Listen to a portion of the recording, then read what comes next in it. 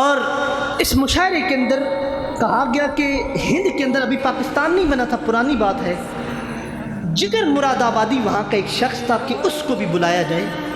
اجمیر کے اندر یہ مشاعرہ طے پایا، لیکن اب مسئلہ یہ کھڑا تھا کہ جگر مراد آبادی نشئی ہو چکا تھا، نشے قادی ہو چکا تھا، وہ نشہ کرنا شروع ہو چکا تھا۔ علماء کے سامنے مسئلہ پیش کیا گیا کہ اگر جگر مراد آبادی کو نہیں بلاتے تو مشاعرے کا کوئی فائدہ نہیں، پھر مشاعرے کا لطف ختم ہو جائے گا۔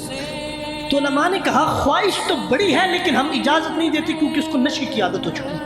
اب جو منتظمین تھے انہوں نے خود ہی جگر مراد آبادی کو جا کر دعوت دے دی کہ آپ نے مشاعرے میں شرکت کرنی۔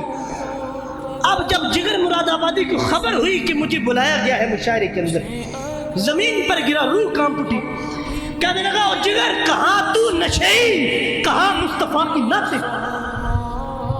مجھے مصطفیٰ کی نعت کے لیے چنا گیا۔ جگر مراد آبادی کو بتا دیا گیا تھا کہ تو نے 3 دن پہلے یہاں حاضر ہو جانا، اجمیر کے اندر 3 دن پہلے آ جانا۔ خیر اب جگر مراد آبادی اپنے گھر میں بیٹھ گیا اور نشہ چھوڑ چکا، اب دیکھتا ہے کہ چلو میں نبی کی نعت لکھتا ہوں، مشاعرے کے اندر پیش کرنی ہے۔ وہ نعت لکھتا ہے، کاٹ دیتا ہے، ایک شعر لکھا کاٹ دیا، مزہ نہیں آیا، مصطفیٰ کی عظمت بیان نہیں ہو رہی۔ دوسرا شعر لکھا کاٹ دیا، تیسرا شعر لکھتا ہے کاٹ دیتا ہے، پورا دیوان لکھ کر کاٹ دیا۔ جگر مراد آبادی سے دیوان نہیں لکھا جا رہا۔ اچانک کیفیت بنی، جگر مراد آبادی خود بخود ہاتھ چلنے لگے اور شعر لکھنے لگا۔ اب وہ 3 دن پہلے وہاں پہنچ گیا اور دیکھتا ہے کہ اجمیر کے اندر میرے خلاف کمپینیں شروع ہوگی، اور لوگوں نے کہنا شروع کر دیا کہ اس نشئی کو بلا لیا، وہ جو نشے کا عادی تھا اس کو بلا لیا۔ جگر مراد آبادی اپنی آنکھوں سے دیکھتا ہے کہ لوگ اس کے خلاف ہو چکے ہیں، اسی لیے منتظمین نے 3 دن پہلے بلا لیا تھا تاکہ نقصان نہ ہو اس کو بھی۔ اب جس دن مشاعرہ تھا، اسٹیج سے اعلان کیا گیا کہ جگر مراد آبادی کو آگے لایا جائے، لوگ دوڑے اسٹیج کی طرف کہ اس کو روکے۔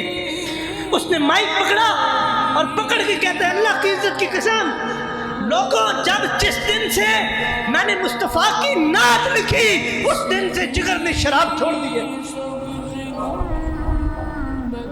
جس دن سے مجھ پر یہ توفیق آئی نعت لکھنے کی میں نے شراب چھوڑ دی۔ لوگ وہی رکے، چل اپنا دیوان پیش کر۔ اب جگر مراد آبادی جس نے بڑی محنتوں سے یہ دیوان لکھا تھا، جس کے خود بخود ہاتھ چلے تھے، وہ کہتا ہے ایک رند ہے، رند گناہگار کو کہتے ہیں، اپنے آپ کو کہتے ہیں، کہتا ہے ایک رند ہے اور مدحت سرکار مدینہ، کہ کہاں میں اور کہاں رسول کی شان، ایک رند ہے اور مدحت سرکار مدینہ، ہاں کوئی نظر رحمت سرکار مدینہ، کہ کوئی ہے مجھ پر مصطفیٰ کی نظر کہ میں نعت لکھ رہا ہوں۔